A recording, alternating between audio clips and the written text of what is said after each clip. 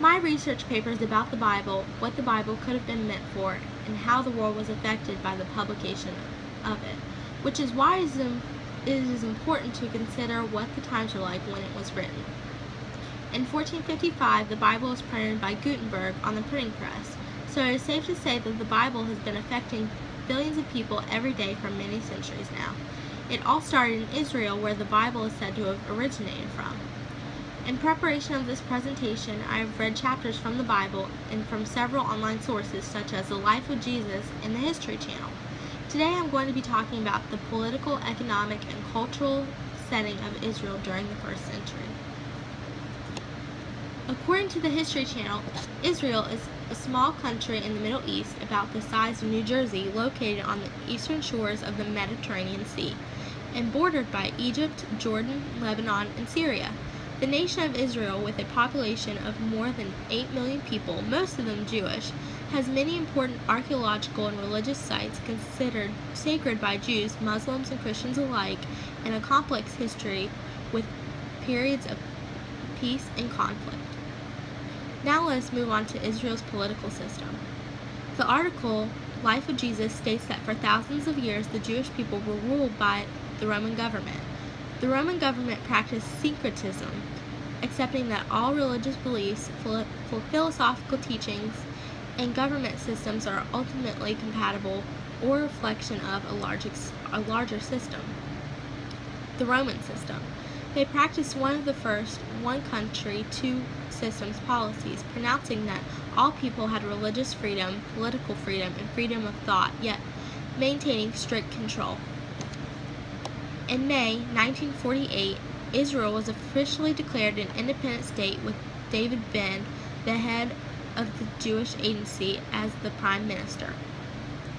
Now let us look at Israel's economic system. Also from the article The Life of Jesus, the economy of first century Israel was supported by three key segments: agriculture of olives, figs, grains, dates, and vineyards, trade fostered by Israel's key location on the Mediterranean Sea, and large government building projects sponsored by King Herod.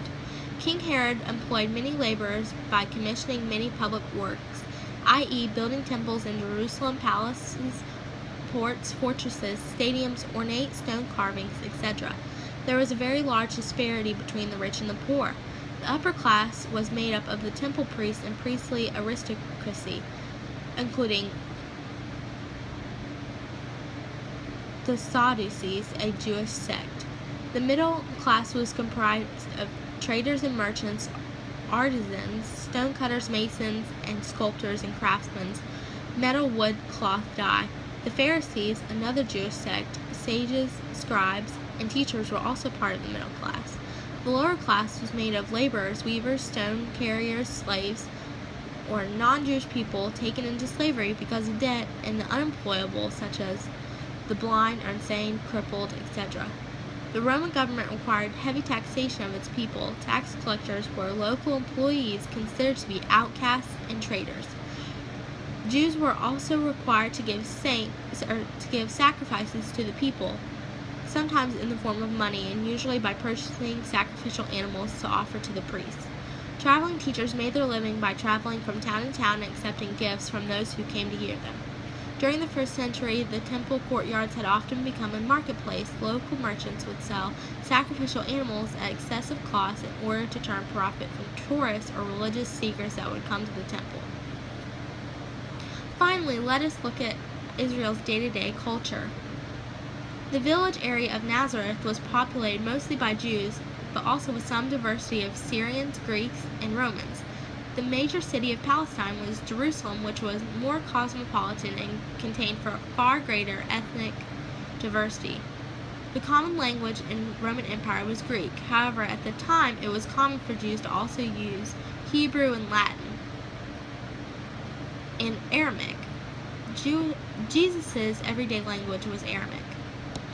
The hub of a village was the marketplace and shops, and for a Jewish village, the synagogue was the central meeting place and the seat of the local Jewish government. Houses were all-purpose 1 to 2 room squares with dirt flats, with dirt floors, flat roofs, low and narrow doorways, and front wooden doors. Often people would sleep on flat roofs during hot nights. The houses were arranged around a central shared courtyard where neighbors performed daily chores, cooking, laundry, etc., in each other's company. Water was carried in from a public well and stored in a courtyard cistern. Lighting was provided by earthenware oil lamps. People slept on mats and owned limited personal goods. Now that we have examined the three different aspects of life in Israel during the first century, let us review. Israel was never really a free country until 1948. There was terrible hardships among the citizens and poverty.